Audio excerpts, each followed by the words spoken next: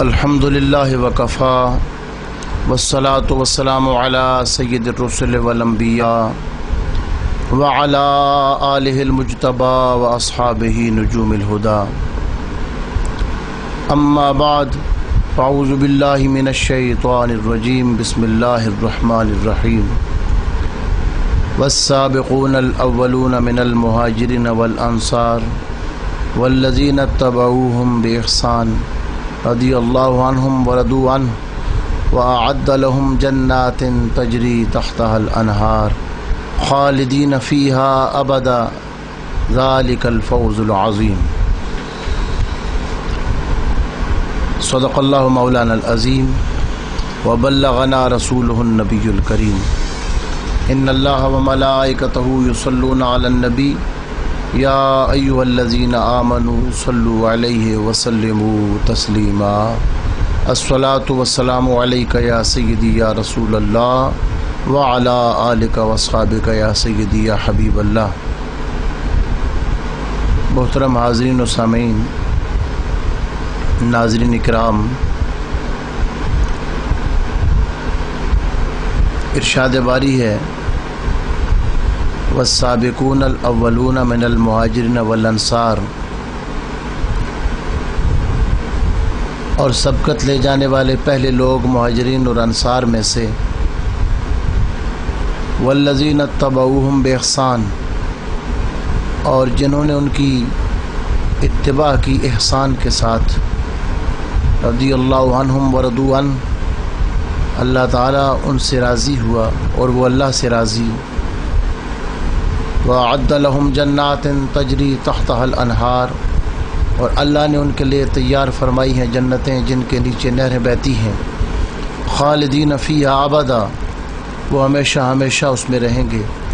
ذَلِكَ الْفَوْزُ الْعَظِيمُ، یہ بہت بڑی کامیابی ہے۔ اس آیہ مقدسہ میں اللہ رب العزت نے ان لوگوں کا مقام و مرتبہ بیان فرمایا جن کو سب سے پہلے اللہ رب العزت کے آخری رسول حضور محمد مصطفیٰ صلی اللہ علیہ وآلہ وسلم کی تصدیق کرنا اور آپ پر ایمان لانے کے سعادت حاصل ہوئی۔ اعلان نبوت کے بعد سب سے پہلے نبی کریم علیہ الصلوۃ والسلام کا ساتھ دینے والے پاک گروہ کو السابقون الاولون کہا جاتا ہے، جن میں سر فہرست نام ہے ام المومنین سیدتنا خدیجۃ الکبریٰ رضی اللہ تعالی عنہا کا، جو آقا علیہ الصلوۃ والسلام کی سب سے پہلی زوجہ مطہرہ ہیں۔ ماہ رمضان المبارک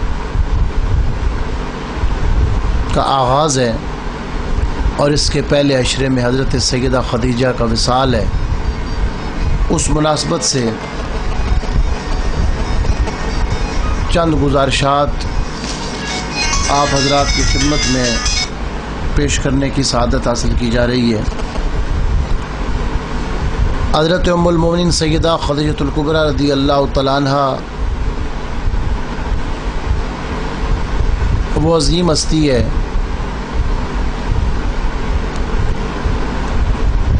جو نبی کریم علیہ الصلوۃ والسلام کے مشن کے لیے، نبی کریم علیہ الصلوۃ والسلام کے دین کے لیے قربانی دینے میں اولین ہستیوں میں شامل ہیں۔ نبی کریم علیہ الصلوۃ والسلام کے ساتھ رابطے کا سبب کیا بنا؟ ہمارے سیرت نگاروں نے، ائمہ دین نے اس کی بہت تفصیلات بیان فرمائی ہیں۔ حضرت امام زرقانی نے شرح مواہب میں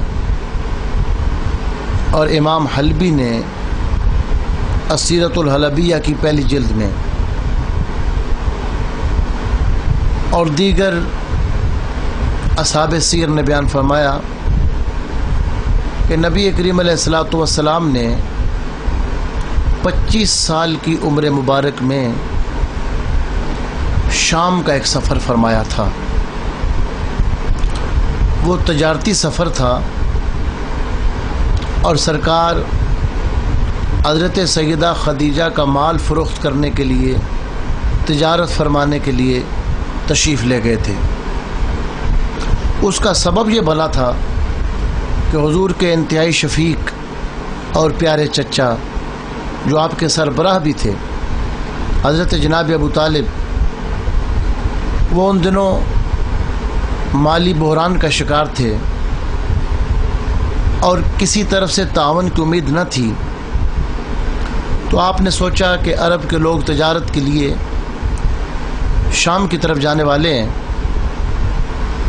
اور اس تجارتی مال میں حضرت سیدہ خدیجہ کا مال بھی ہے، جو عرب کی ایک انتہائی مالدار خاتون تھیں اور آپ کو ملکۃ العرب کے نام سے یاد کیا جاتا تھا، عرب کی ملکہ کہلاتی تھیں۔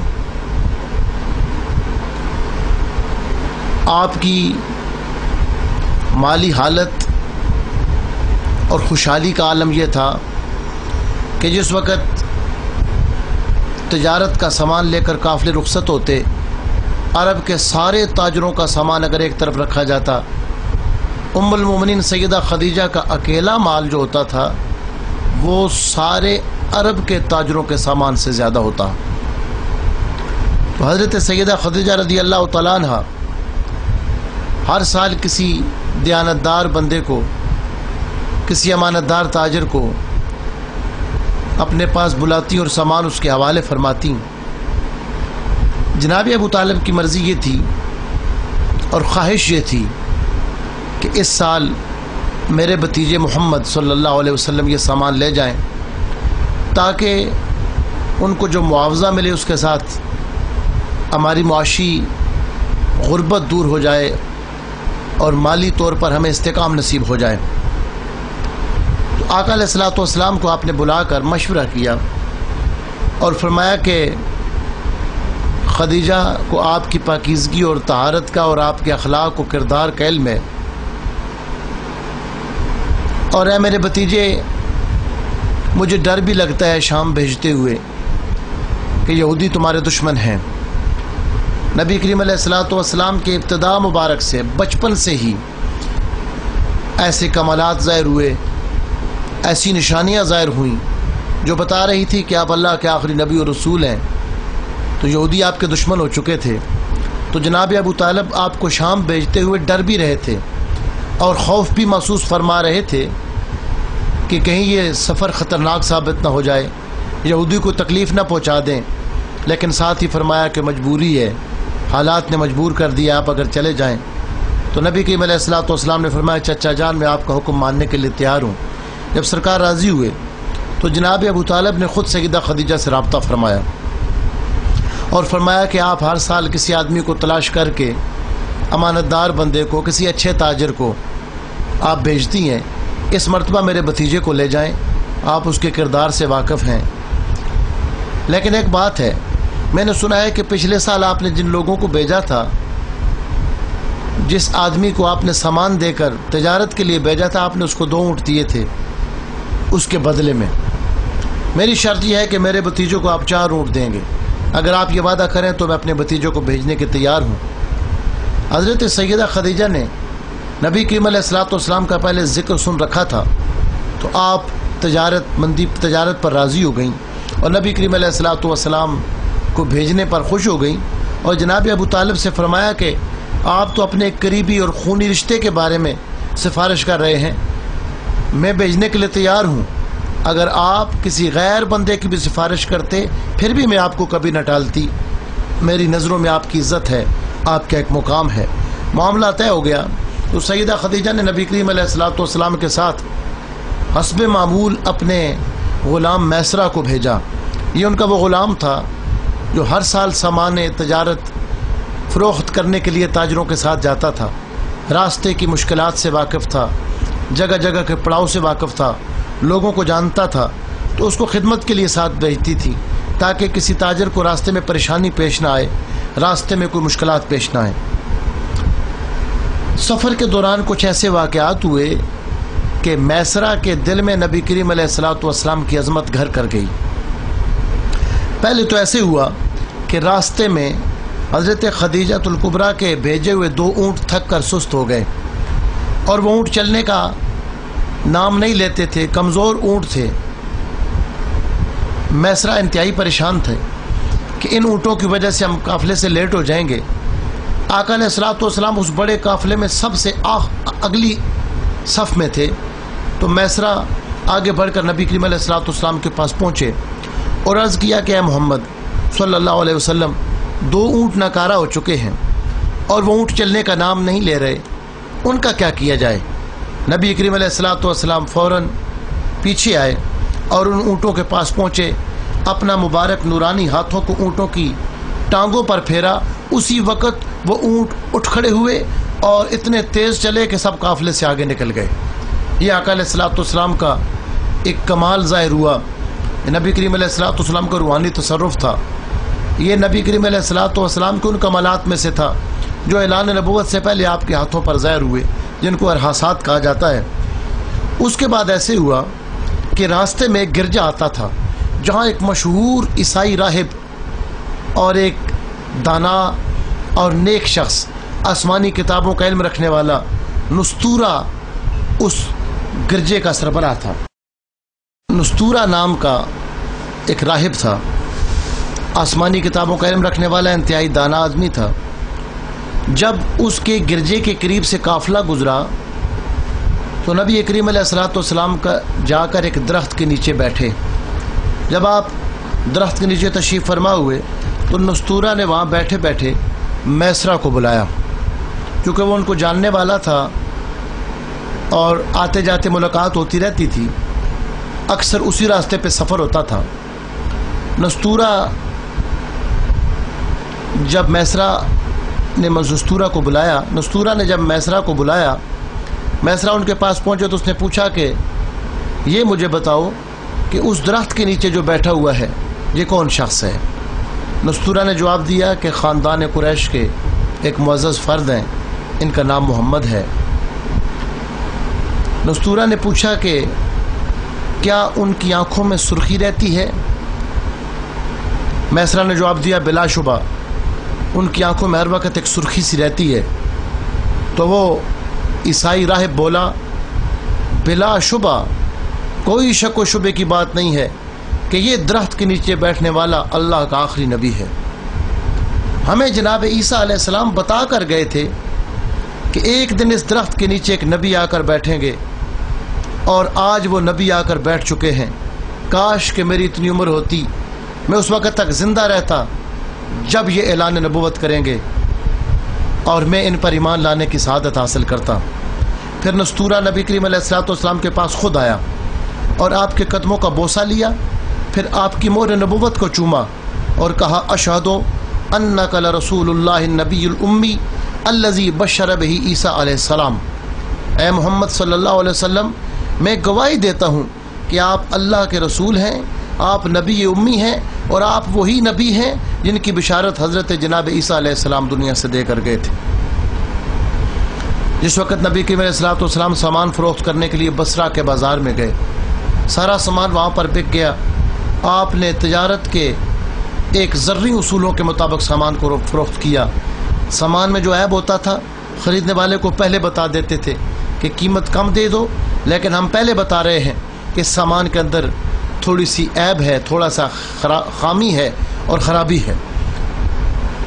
और मैसरा हैरान था, कहता था कि पहले मैंने कई मरतबा अपनी मालिका की तजारत की है, लेकिन जितना नफ़ा इस साल हुआ है इतना कभी नहीं हुआ। मैसरा फरमाते हैं रास्ते में मैंने एक और मंजर देखा कि जहाँ सख्त गर्मी हो जाती थी, धूप नाकाबिले बर्दाश्त होती थी, तो फरिश्ते मोहम्मद अरबी सल्लल्लाहु अलैहि वसल्लम पर आकर साया करते थे। सैयदा खातून जन्नत को जब वापस आकर मैसरा ने ये सारे वाक़यात सुनाए तो आपके दिल में जो पहले मकाम व मर्तबा हज़रत मोहम्मद अरबी अलैहिस्सलाम का था उसमें मज़ीद इजाफ़ा हो गया और दिल में ये ख्वाहिश उमड़ने लगी कि नबी करीम अलैहिस्सलाम मोहम्मद अरबी अलैहिस्सलाम मुझे अपने निकाह में कबूल फरमाएँ। सैयदा की माल व दौलत को देख कर اور آپ کے حسن و جمال کے منظر کو دیکھ کر اور کمالات کو دیکھ کر عرب کے بڑے بڑے سردار یہ خواہش رکھتے تھے اور مطالبہ کرتے تھے، لیکن سیدہ خدیجہ نکاح کرنے سے انکار فرماتی رہیں۔ لیکن آج سیدہ خدیجہ رضی اللہ تعالیٰ عنہ ان کے دل میں خود یہ خواہش پیدا ہوئی اور نبی کریم علیہ الصلوۃ والسلام کو اپنے شادی کا پیغام بھیجا۔ عام طور پر تو لڑکوں کی طرف سے، مرد کی طرف سے پیغام جاتے ہیں، لیکن سیدہ خدیجہ نے خود ایک خاتون کو بھیج کر نبی کریم علیہ الصلوۃ والسلام کی رائے کو معلوم فرمایا۔ سیدہ خدیجہ ایک عرصہ تک بیوہ رہیں اور آپ نے نکاح دوسرا نہیں فرمایا۔ آخر کیا وجہ ہے کہ آپ نبی کریم علیہ الصلوۃ والسلام کا انتظار فرماتی رہیں؟ کسی وقت کے انتظار میں تھیں۔ مورخین نے اس پر ایک واقعہ لکھا ہے۔ امام زرقانی علیہ رحمہ نے شرح موائب کے اندر اس کو بیان فرمایا، صاحب سیرت حلبیہ نے بیان کیا، سیرت ابن حشام نے بیان کیا کہ قریش کی عورتوں کا ایک میلہ ملک عرب میں لگتا تھا۔ ایک مرتبہ سیدہ خدیجہ بھی اس میں حاضر ہوئیں۔ جب آپ اس میلے میں شامل ہوئیں تو وہاں ایک یہودی منجم آیا جو ایک خاص علم رکھتا تھا اور ستاروں کی روشنی میں وہ مستقبل کی باتیں بتاتا تھا۔ اس نے آ کر وہاں اعلان کیا کہ اے قریش کی عورتوں، یہاں عنقریب ایک نبی کا ظہور ہونے والا ہے۔ وہ نبی جب ظاہر ہو جائیں، تم میں سے اگر ہو سکے کسی کو موقع ملے تو ان کے نکاح میں آنے کی ضرور کوشش کرنا۔ یہ بات سیدہ خدیجہ کے دل میں موجود تھی اور آپ کے دل و دماغ میں یہ بات رچی بسی تھی، اس لیے آپ اس نبی کا انتظار فرما رہی تھیں۔ جس وقت شام کے سفر سے واپسی پر میسرہ نے سیدہ خدیجہ کو یہ سارے واقعات، راستے میں آنے والی نبی کریم علیہ الصلوۃ والسلام کے کمالات اور حضور کے تصرفات دکھائے، بیان کیے، تو سیدہ خدیجہ نے فرمایا ان کان ما قال الیہودی حقا ما ذاک الا ھذا، اگر اس یہودی نے جو بات کی تھی اگر وہ بات سچ تھی تو وہ نبی یہی نبی ہے محمد صلی اللہ علیہ وسلم جو اللہ کے آخری نبی ہیں۔ سیدہ خدیجہ نے اپنی ایک جاننے والی خاتون کو حضور علیہ الصلوۃ والسلام کے پاس بھیجا۔ انہوں نے جا کر سرکار سے پوچھا کہ اے محمد صلی اللہ علیہ وآلہ وسلم، آپ نے ابھی تک شادی کیوں نہیں کی؟ 25 سال آپ کی عمر ہو چکی ہے۔ تو آپ نے فرمایا کہ شادی کے لیے جس قدر مال و دولت کی ضرورت ہے میرے پاس اتنا مال نہیں ہے۔ اس خاتون نے کہا کہ اگر کوئی ایسی صورت نکل آئے کہ 1 روپے اور پیسے کی آپ کو ضرورت نہ پڑے اور شادی بھی کسی ایسی عورت سے ہو جائے جو حسن و جمال کی ملکہ ہو اور انتہائی باعزت اور شرافت والے خاندان سے تعلق رکھنے والی عورت ہو، تو کیا آپ خود تیار ہو جائیں گے اس کے ساتھ نکاح کرنے کے لیے؟ حضور نے فرمایا کہ آپ کس کا نام لے رہی ہیں؟ اس خاتون نے کہا کہ خدیجہ بنت خویلد کا۔ تو نبی کریم علیہ الصلوۃ والسلام نے کچھ تعجب کا اظہار فرمایا کہ بڑے بڑے رؤسائے قریش کوشش کر چکے ہیں اور سیدہ خدیجہ تو نکاح کے لیے تیار نہیں ہوئی، پھر آپ خاموش ہو گئے۔ وہ خاتون سمجھ گئی کہ آپ اس نکاح میں راضی ہیں۔ پھر سیدہ خدیجہ نے نبی کریم علیہ الصلوۃ والسلام کو پیغام بھیجا کہ آپ اپنے چچا حضرت ابو طالب کو میرے چچا عمر بن سعد کے پاس بھیجیں اور یہ بات نکاح کی طے ہو جائے۔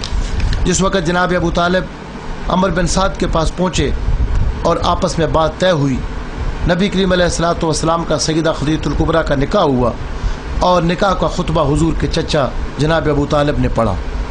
اس نکاح کے خطبے کو ہمارے محدثین اور سیرت نگاروں نے مکمل طور پر اپنی کتابوں کے اندر بیان فرمایا ہے۔ اس خطبے کے اندر بہت اسرار و رموز ہیں۔ نبی کریم علیہ الصلوۃ والسلام کے چچا نے جب سرکار کے نکاح کا خطبہ پڑھا تو حضور کے نکاح مبارک کا خطبہ پڑھنے کی سعادت جب آپ کو حاصل ہوئی تو آپ نے انتہائی فصیح و بلیغ خطبہ پڑھا۔ کلام عرب کا وہ ایک شاہکار خطبہ اور ایک شاہکار تسلیم کیا جاتا ہے۔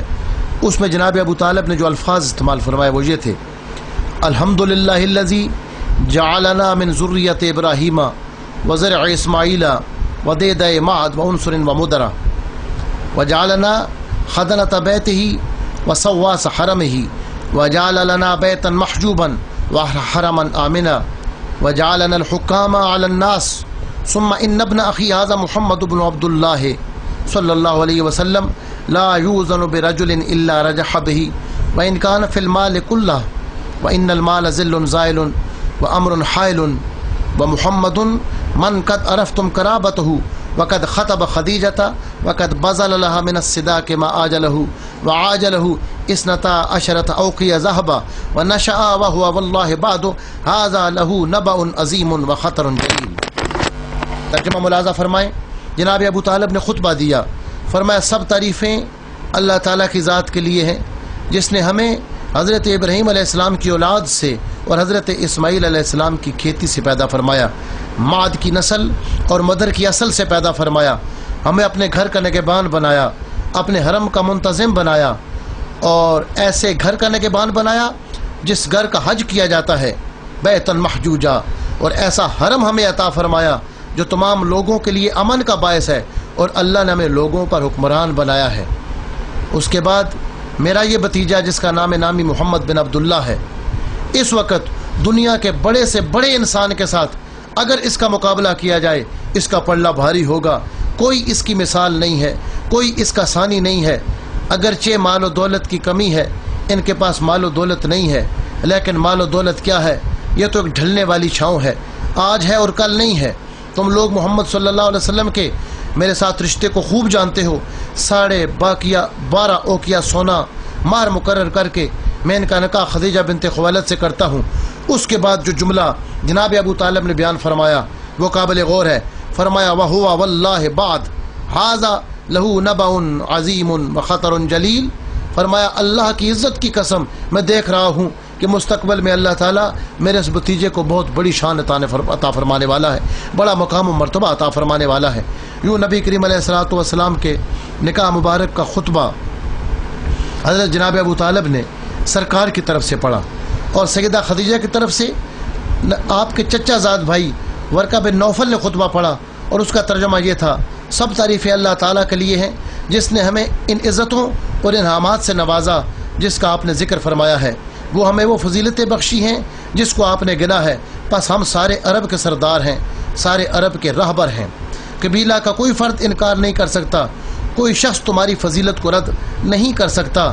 اے خاندان قریش سارے گواہ رہو، میں نے خدیجہ کا نکاح محمد بن عبداللہ کے ساتھ کر دیا ہے۔ آپ ان خطبوں پر زور فرمائیں اور توجہ فرمائیں کہ کس قدر توحید و رسالت کی گواہی ان خطبوں کے اندر ہے، جناب ورقہ بن نوفل کی طرف سے بھی اور حضرت جناب ابو طالب کی طرف سے بھی۔ سیدہ خدیجہ وہ ذات ہیں جنہوں نے سب سے پہلے نبی کریم علیہ الصلوۃ والسلام پر ایمان لانے کی سعادت حاصل فرمائی۔ جب سرکار پر سب سے پہلے جبریل علیہ السلام وحی لے کر آئے، بخاری مسلم اور دیگر حدیث کے اندر وہ پوری تفصیل موجود ہے۔ حضرت سیدہ خدیجہ کے پاس سرکار تشریف لائے اور آ کر آپ نے ارشاد فرمایا،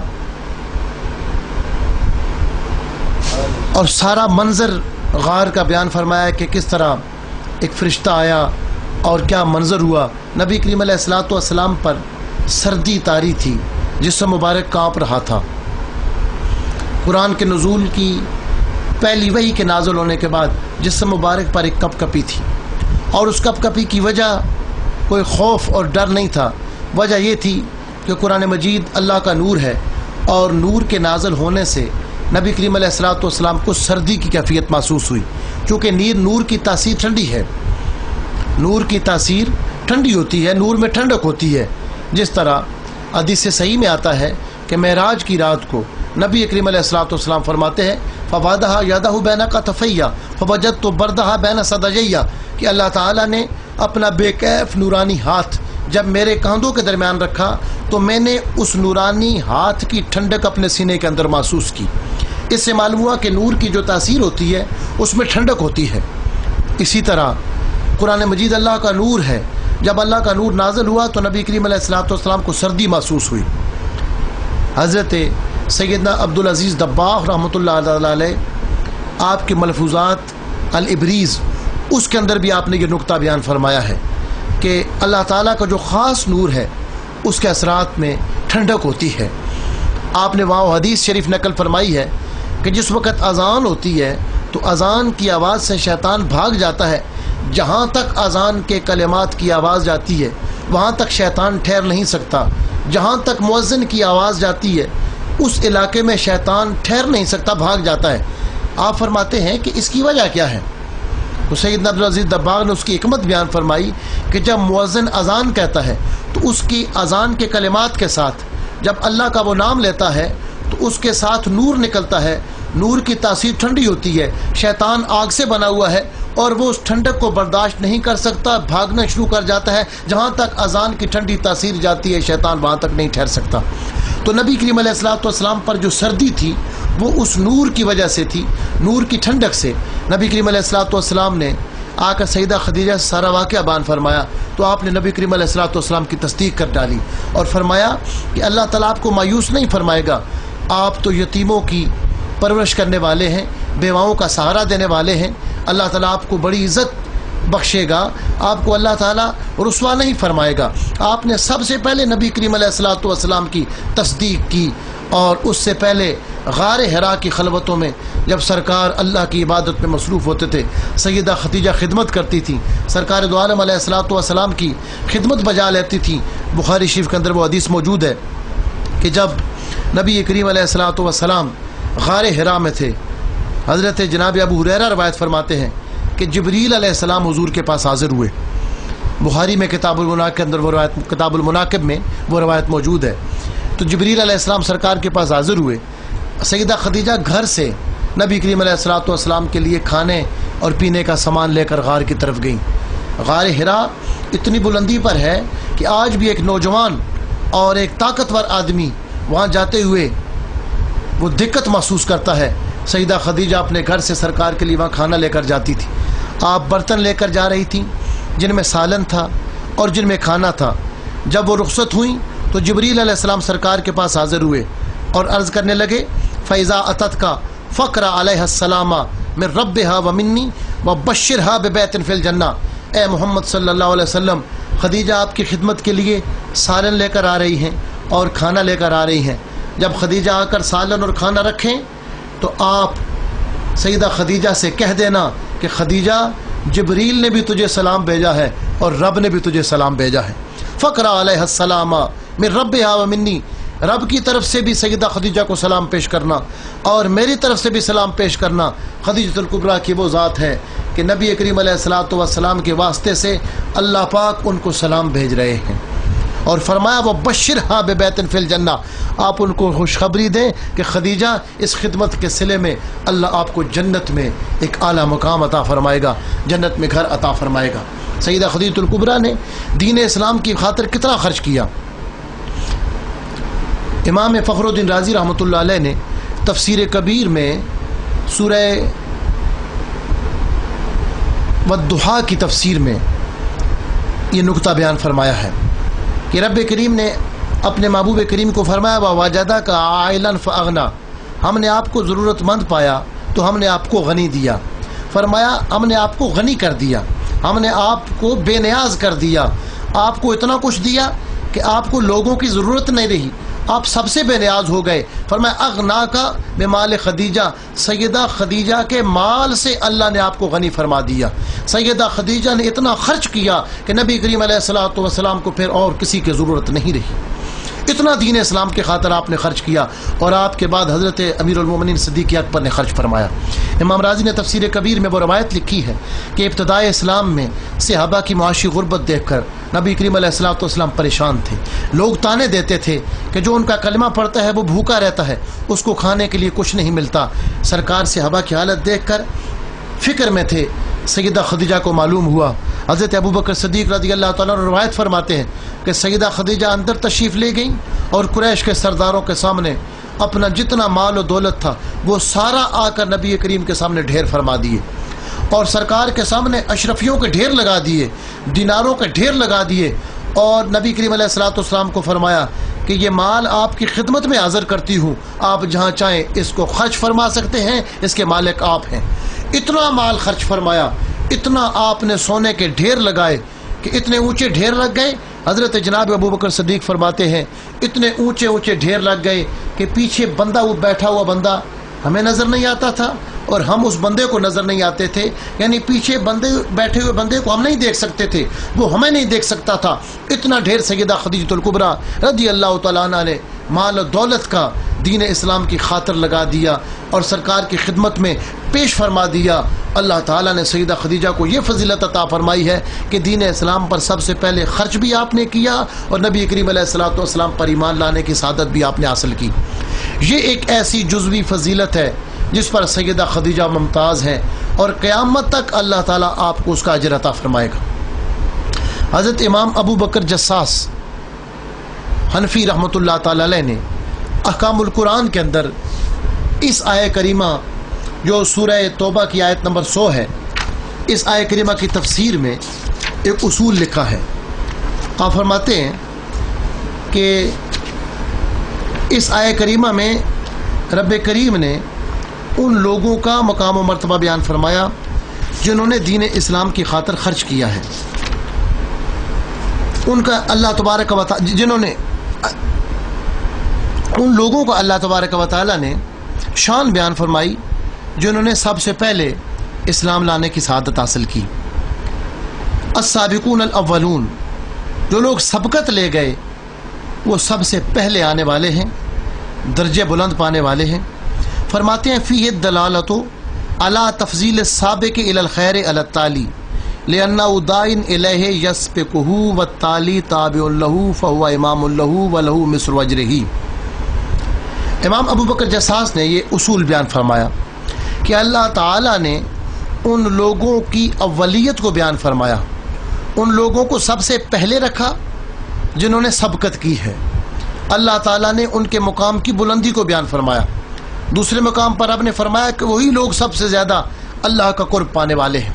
فرماتے ہیں اس کے اندر یہ نقطہ بیان ہوا ہے کہ نیکی میں جو پہل کرنے والا ہے اس کی شان ان سے بلند ہے جو بعد میں نیکی کرنے والے ہیں، اس لیے کہ جس نے سب سے پہلے اس نیکی کا آغاز کیا، جس نے اس نیکی کی بنیاد ڈالی، اب قیامت تک جو لوگ نیکی کرتے رہیں گے، نیکی کی بنیاد ڈالنے والا بنیاد ڈال گیا ہے، سب نیکوں کی نیکیوں کا اجر اللہ تعالیٰ اس کو بھی عطا فرمائے گا۔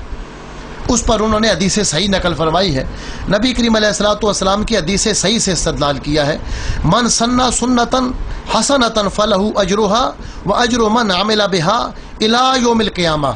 اللہ کے محبوب علیہ الصلوۃ والسلام نے فرمایا اسلام میں جس کسی نے ایک اچھے کام کا آغاز کیا، فلہ اجرھا واجر من عمل بها، اس کو اس نیکی کا اجر ملے گا اور قیامت تک لوگ نیکی کرتے رہیں گے، ان لوگوں کو بھی اجر ملے گا جس نے آغاز کیا تھا، اللہ اس کے نام اعمال میں اس کا اجر داخل فرمائے گا، شامل فرمائے گا، اس لیے کہ اس بندے نے اس نیکی کا آغاز کیا ہے۔ اسی طرح من سنّ سنۃ سیئۃ فعلیہ وزرھا ووزر من عمل بها الی یوم القیامہ، کسی بندے نے اسلام کے اندر کوئی برا طریقہ نکالا، کوئی بری چیز کا آغاز کیا، کوئی برا کام نکالا، اب اس برائی کا اس نے بنیاد تو ڈال دی، برائی کا آغاز کر کے چلا گیا، اس کو اس کا گناہ ملے گا۔ اب قیامت تک جو لوگ گناہ کرتے رہیں گے اس کے نام اعمال میں بھی وہ گناہ شامل ہوں گے، اس لیے کہ وہ سبب بنا ہے، جو نیکی کا سبب بنا ہے، بعد میں آنے والوں کی نیکیوں کا اس کو بھی اجر ملے گا، جو گناہ کی بنیاد بنا ہے بعد میں آنے والوں کے گناہوں کی سزا اس کو بھی ملے گی۔ تو اس سے یہ ثابت ہوا کہ جو سب سے پہلے اسلام لایا ہے قیامت تک لوگ اسلام لاتے رہیں گے، جو اسلام لاتے رہیں گے جہاں ان کو اجر ملے گا، ان سب قیامت تک ایمان لانے والوں کا اجر وہ سیدہ خدیجہ الکبریٰ کے نامہ اعمال میں بھی جائے گا۔ اللہ نے یہ شان اور فضیلت آپ کو عطا فرمائی ہے، لیکن یاد رہے ایک جزوی فضیلت ہے، کیونکہ اس سے کلی فضیلت مراد نہیں لی جا سکتی، اس لیے کہ حضرت جناب فاروق اعظم رضی اللہ تعالیٰ عنہ وہ تو 40ویں درجے پر آپ نے اسلام قبول فرمایا، اگر صرف اسی کو وجہ فضیلت بنایا جائے تو پھر وہ تو 40ویں درجے پر چلے جائیں گے، حالانکہ امت مسلمہ کے جمہور کے عقیدے کے مطابق آپ کا نبی کریم علیہ الصلوۃ والسلام کے بعد دوسرا بڑا بلند رتبہ اور مقام ہے حضرت جناب فاروق اعظم کا۔ تو حضرت خدیجہ الکبریٰ رضی اللہ تعالیٰ عنہ کو اللہ نے یہ مقام عطا فرمایا، یہ رتبہ عطا فرمایا تھا، یہ فضیلت عطا فرمائی تھی۔ رمضان شریف میں آپ کا جب وصال ہوا 5 رمضان تھا، بعض نے 10 لکھا ہے، جناب ابو طالب حضور کے جو پیارے چچا تھے ان کا اور سیدہ خدیجہ کا قریب وصال ہوا ہے، چند دنوں کا فرق تھا، اور نبی کریم علیہ الصلوۃ والسلام پر ان دونوں کو وصال کے بعد مصیبتوں کے اور پہاڑ ٹوٹ پڑے اور غموں کی ایک ایسا ریلا سرکار کی طرف آیا کہ سرکار نے اس پورے سال کو غم کا سال منایا، اس کو عام الحزن کہا جاتا ہے۔ اور نبی کریم علیہ الصلوۃ والسلام فرماتے تھے کہ میرے چچا جناب ابو طالب کے بعد قریش والوں نے مجھے جو تکلیفیں دی ہیں ان کی زندگی میں وہ اس کا تصور بھی نہیں کر سکتے تھے۔ سرکار نے ان دو حضرت سیدہ خدیجہ رضی اللہ تعالیٰ عنہا سے نبی کریم علیہ الصلوۃ والسلام کی محبت کا عالم یہ تھا کہ ان کے وصال کے بعد کثرت سے نبی کریم علیہ الصلوۃ والسلام ان کو یاد فرمایا کرتے تھے۔ ہر محفل میں آپ کا ذکر ہوتا، جب کوئی تحفہ بھیجنا ہوتا تو سب سے پہلے سیدہ خدیجہ کی سہیلیوں کو بھیجا کرتے تھے۔ ان کے تعلقات کا آپ اتنا لحاظ فرمایا کرتے تھے، اتنی قدر فرمایا کرتے تھے۔ صحیح بخاری شریف میں ہے، ام المومنین سیدہ طیبہ عائشہ صدیقہ سلام اللہ علیہا فرماتی ہیں کہ میں نے نبی کریم علیہ الصلوۃ والسلام سے عرض کیا کہ آپ خدیجہ کا اتنا ذکر فرماتے ہیں، ایسے لگتا ہے جیسے خدیجہ کے سوا دنیا میں کوئی عورت ہے ہی نہیں ہے۔ اتنا حضور نبی کریم علیہ الصلوۃ والسلام ان سے تعلق کا اظہار فرماتے تھے، ان سے تعلق رکھنے والوں کی بھی قدر فرماتے تھے۔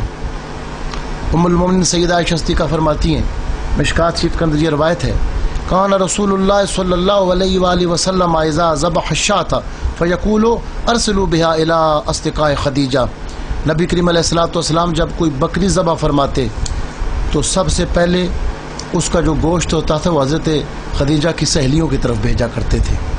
آپ فرماتے ہیں کبھی ایسا بھی نہیں ہوا کہ گھر میں گوشت پکا ہو تو نبی کریم علیہ الصلوۃ والسلام نے پہلے سیدہ خدیجہ کی سہیلیوں کو نہ بھیجا ہو۔ اس تعلق کا اتنا نبی کریم علیہ الصلوۃ والسلام خیال فرماتے تھے۔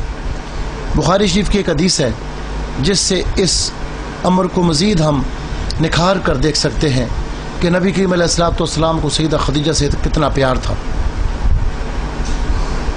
سیدہ خدیجہ کی ایک بہن تھی حالہ بنت خویلد، ان کی آواز سیدہ خدیجہ کی آواز سے ملتی جلتی تھی۔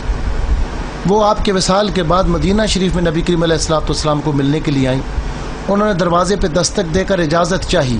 ان کی آواز سیدہ خدیجہ کی آواز سے اتنا ملتی تھی کہ نبی کریم علیہ الصلوۃ والسلام اس آواز کو سن کر بیتاب ہو گئے، اور آپ خوشی سے نبی کریم علیہ الصلوۃ والسلام پر ایک کیفیت طاری ہو گئی، اور جیسے حضرت حالہ پہ نظر پڑی تو آپ نے فرمایا اللہم حالہ، او خدا یہ تو حالہ ہے، میں تو تھوڑی دیر کے لیے سمجھا تھا کہ خدیجہ کہیں سے آ گئی ہے۔ اتنا نبی کریم علیہ الصلوۃ والسلام سیدہ خدیجہ کا خیال فرماتے تھے، اتنا پیار فرماتے تھے۔ پیار کی اتنی بڑی کیفیت نبی کریم علیہ الصلوۃ والسلام کو آپ سے اتنا پیار تھا کہ آپ نے ان کی زندگی میں دوسری شادی نہیں فرمائی۔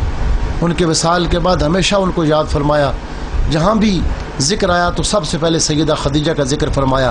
اسی طرح سرکار کو اپنے چچا حضرت جناب ابو طالب سے اتنا پیار تھا کہ ان کے دنیا سے رخصت ہو جانے کے بعد بھی آپ ان کا اتنا پیار فرماتے تھے۔ آپ جنازے کے ساتھ جا رہے تھے اور فرماتے میرے چچا اوصلت الرحمہ، آپ نے صلہ رحمی کا حق ادا کر دیا ہے، آپ نے خون کے رشتے کا حق ادا کر دیا ہے۔ اور جناب ابو طالب کے دنیا سے پردہ کرنے کے بعد بھی نبی کریم علیہ الصلوۃ والسلام ہر اس شخص کی عزت کرتے تھے، جناب ابو طالب جس کی عزت کرتے تھے، اور اس شخص سے حضور پیار فرماتے تھے جس سے وہ پیار فرماتے تھے۔ اعلیٰ حضرت امام اہل سنت فاضل بریلوی رحمۃ اللہ تعالی علیہ نے فتاوی رضویہ شریف میں بھی اس روایت کو نقل فرمایا ہے۔ یہ ابن عساکر کی روایت ہے اور دیگر کتب معتبرہ میں موجود ہے۔ یہ جلد نمبر 29 ہے اور صفحہ نمبر 708 ہے، جلد نمبر 15 صفحہ نمبر 708 ہے۔ آپ فرماتے ہیں کہ حضرت عقیل جو حضرت سیدنا علی شیر خدا کے بھائی تھے، تو نبی کریم علیہ الصلوۃ والسلام حضرت عقیل سے دوہری محبت فرماتے تھے۔ جناب ابو طالب کے وصال کے بعد حضرت عقیل جو سیدنا علی شیر خدا کے بھائی تھے، نبی کریم علیہ الصلوۃ والسلام حضرت عقیل سے بہت پیار فرماتے تھے، اور سرکار دو عالم علیہ الصلوۃ والسلام نے فرمایا عقیل خدا کی قسم میں تجھ سے دو جہت سے پیار کرتا ہوں، میں تجھ سے دوہری محبت رکھتا ہوں، دو وجہوں سے پیار رکھتا ہوں۔ ایک تو قرابت کا رشتہ ہے کہ تو میرے خون کا رشتہ ہے اس لیے تجھ سے پیار ہے، اور دوسرے یہ کہ میں اچھی طرح جانتا ہوں کہ میرے چچا ابو طالب تجھ سے محبت فرمایا کرتے تھے۔ نبی کریم علیہ الصلوۃ والسلام ان محبتوں کا اتنا لحاظ فرماتے تھے۔ جس سال ان دونوں ہستیوں کا وصال ہوا، آقا علیہ الصلوۃ والسلام نے اس سال کو غم کے طور پر منایا۔ سیدہ خدیجۃ الکبریٰ رضی اللہ تعالیٰ عنہ کی دین اسلام کے لیے جو خدمات ہیں وہ ایک مثالی خدمات ہیں۔ آپ نے سب سے پہلے اللہ کی راہ میں خرچ کرنے کا ڈھنگ سکھایا۔ اور سب سے زیادہ نبی کریم علیہ الصلوۃ والسلام کی ذات اور دین اسلام کے لیے آپ نے خرچ فرمایا اور سب کو خرچ کرنے کا طریقہ بتایا اور ایک نیکی کی بنیاد ڈالی۔ اسلام لانے کی سعادت سب سے پہلے آپ نے حاصل فرمائی۔ آپ کا جب وصال 10ویں سال نبوت میں ہوا، نبی کریم علیہ الصلوۃ والسلام انتہائی غم زدہ ہوئے۔ آپ کی نماز جنازہ نہیں پڑھی گئی، اس لیے کہ اس وقت تک نماز جنازہ فرض ہی نہیں ہوئی تھی۔ نبی کریم علیہ الصلوۃ والسلام جب بھی محفل ہوتی تھی، تنہائی ہوتی تھی، سیدہ خدیجہ کا کثرت سے ذکر فرماتے تھے، یہاں تک کہ ام المومنین سیدہ عائشہ فرماتی ہیں کہ ہم خدیجہ کے نصیبوں پہ رشک کیا کرتی تھی کہ وہ کیسی خوش نصیب ہے کہ اللہ کے محبوب آج تک ان کو یاد فرما رہے ہیں۔ اللہ پاک اس پاک ہستی کے مقام کو سمجھنے کی اور اس کو دل سے قدر کرنے کی ہمیں توفیق عطا فرمائے اور ان حقائق کو دل سے قبول کرنے کی توفیق عطا فرمائے، اور انہوں نے دین اسلام کی خاطر